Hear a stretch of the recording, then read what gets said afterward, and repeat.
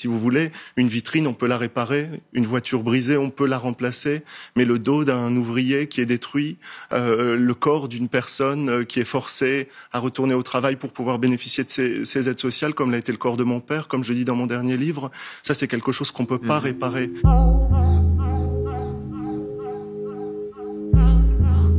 Moi, je crois surtout que le regain de violence, il est du côté du gouvernement, qui baisse les aides sociales, qui donne de l'argent aux plus riches, qui sont déjà très riches, qui mutile des manifestants. On l'a vu, il y a un degré de violence policière aujourd'hui en France jamais atteint, des yeux crevés, des mains arrachées. On force les gens à aller au travail coûte que coûte, on harcèle les chômeurs. Et pour moi, évidemment, ces violences, elles sont incomparables. Et si vous voulez, ce que les gens appellent violence aujourd'hui avec le mouvement des gilets jaunes, pardon, c'est une réaction à ça. Si moi, là, tout à coup, je vous mettais une gifle et que vous étiez en colère, on dirait pas qu'il y a un regain de violence de votre côté. On dirait pourquoi est-ce que Édouard Louis l'a agressé. Donc aujourd'hui, la question qu'on doit poser, c'est pourquoi le gouvernement d'Emmanuel Macron agresse les personnes les plus précaires en France.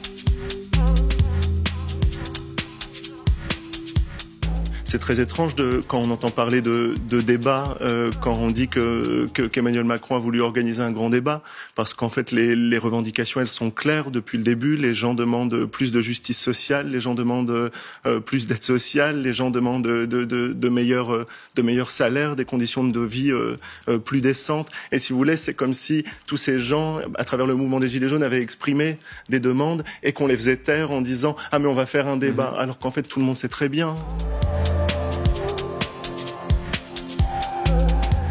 Moi, je pense que ceux qui sont responsables, c'est celles et ceux qui ont le pouvoir. Et il est clair qu'il existe des phénomènes de reproduction sociale qui sont très puissants et qui font que, de fait, si vous naissez dans un milieu pauvre, c'est très, très difficile de vous en sortir aujourd'hui.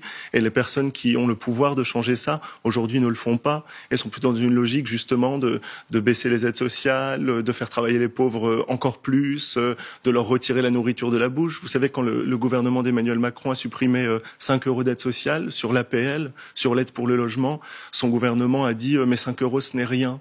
Mais comment ces gens peuvent aussi peu connaître le monde? Comment ils peuvent être aussi incultes de ne pas savoir que moi, quand j'étais enfant, dans ma famille, 5 € c'était manger 2 jours, c'était acheter des pâtes et de la sauce tomate et c'était manger 2 jours. Et très souvent, je le dis pas pour vous faire pleurer, c'était le cas partout autour de moi. Il y avait des gens qui à la fin du mois ne pouvaient plus manger. Et donc il y a une sorte c'est très étrange, les gens qui font la politique aujourd'hui n'ont aucun rapport à ce qu'est la vérité de la politique, aux effets de la politique sur le corps des individus.